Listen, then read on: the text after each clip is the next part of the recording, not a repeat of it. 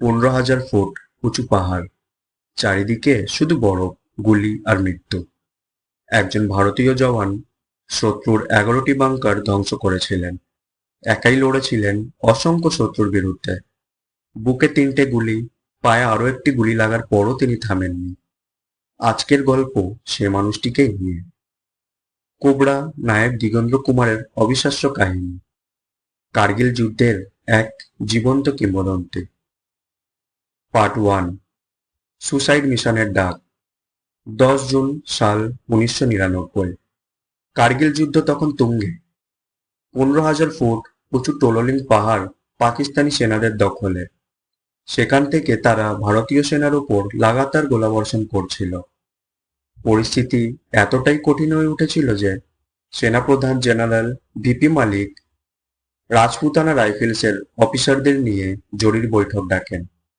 তিনি জিজ্ঞেস করেছিলেন, এমন কেউ আছে যে প্রায় অসম্ভব মিশনে যাবে এবং টোলোলিং পুনরুদ্ধার করবে? ঘরের ভেতর তখন নীরবতা। ঠিক তখনই উঠে দাঁড়ালেন একজন জওয়ান, নাম নায়ক দিগেন্দ্র কুমার। সহযোদ্ধাদের কাছে তিনি পরিচিত ছিলেন এক নামে, কোবরা। তিনি সেলুট করে বললেন, স্যার, আমাকে শুধু 100 মিটার রাশিয়ান দড়ি আর কয়েকটা পেরেক দিন। আমি কথা দিচ্ছি, সূর্য ওঠার আগেই সেখানে ভারতের তেরঙ্গা উড়বে। মৃত্যুর পাহাড় অভিযান। 13ই জুন সাল 1999। গভীর রাত, হাড় কাঁপানো ঠান্ডা, চারিদিকে ঘন অন্ধকার। দিগেন্দ্র কুমার ও তার কমান্ডো দল খাড়া পাহাড় বেয়ে উঠতে শুরু করলেন। একপাশে প্রায় 5,000 ফুট গভীর খাদ। প্রায় 14 ঘন্টার অকল্পনীয় পরিশ্রমের পর তারা চূড়ার খুব কাছে পৌঁছে যান। ঠিক তখনই হামাগুড়ি দিতে দিতে দিগেন্দ্রর হাত স্পর্শ করল গরম ধাতব কিছু। এক মুহূর্তেই তিনি বুঝলেন ওটা শত্রুর মেশিন গানের নল, আর সঙ্গে সঙ্গেই শুরু হয়ে গেল প্রচন্ড গোলাগুলি। ওপর থেকে বৃষ্টির মতো গুলি আর গ্রেনেড ছুটতে লাগলো পাকিস্তানি সেনারা। পার্ট 3, কোবরার প্রতিশোধ। এই ভয়ঙ্কর আক্রমণে মেজর বিবেক গুপ্তা সহ অনেক ভারতীয় সেনার শহীদ হন। দিগেন্দ্র কুমারের বুকে লাগে 3টে গুলি আর পায়ে লাগে একটি। তার বডি আর্মারে বহু গুলি ঠেকালেও শরীর রক্তে ভিজে যায়। কিন্তু কোবরা থামেননি। তিনি প্রথম বাঙ্কারে গ্রেনেড ছুড়ে সেটি ধ্বংস করেন। তারপর একের পর এক এগিয়ে যেতে থাকেন।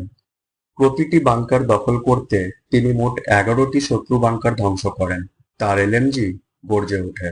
যুদ্ধ শেষে তার নামে 48 জন পাকিস্তানি সেনাকে হত্যা করার দাবি প্রচারিত করা হয়। পার্ট 4, শেষ লড়াই। অবশেষে তিনি পৌঁছান মূল বাঙ্কারে। সেখানে ছিলেন পাকিস্তানি অফিসার মেজর আনোয়ার খান। গুলির লড়াইয়ে দিগেন্দ্রর অস্ত্র হাতছাড়া হয়ে যায়। এরপর শুরু হয় মুখোমুখি হাতাহাতি। 15,000 ফুট উচ্চতায় দুই দেশের দুই যোদ্ধার জীবন মরণের লড়াই। দিগেন্দ্রর কাছে আর গুলি ছিল না। তিনি কোমর থেকে কমান্ডো ড্যাগার বের করলেন। তারপর ঝাঁপিয়ে পড়েন শত্রুর ওপর। কঠিন সংঘর্ষের পর তিনি বাঙ্কারটি নিয়ন্ত্রণে নেন। পার্ট 5, তেরঙ্গার বিজয়। ততক্ষণে প্রচুর রক্তক্ষরণে দিগেন্দ্র কুমার প্রায় অজ্ঞান। তবুও তিনি উঠে দাঁড়ান। পকেট থেকে বের করেন ভারতীয় তেরঙ্গা। ভোর প্রায় 4টে।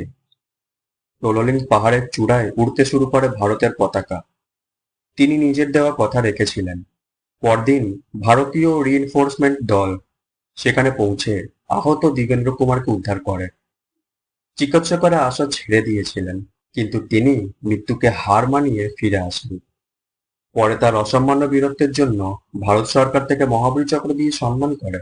এখান দিয়ে আমরা যে জিনিসগুলো বুঝতে পারি এবং জানতে পারি, যুদ্ধের ময়দানে অস্ত্র ফুরিয়ে যেতে পারে, গুলি শেষ হয়ে যেতে পারে, কিন্তু একজন সত্যিকারের সৈনিকের সাহস কখনো শেষ হয় না।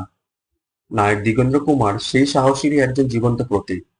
এমন বীরদের গল্প আমাদের শুধু ইতিহাস শেখায় না, সাহসের আসল অর্থও শেখায়। জয় হিন্দ, বন্দে মাতরম। ভিডিওটি ভালো লাগলে অবশ্যই লাইক করবেন, শেয়ার করবেন এবং সাবস্ক্রাইব করতে ভুলবেন না।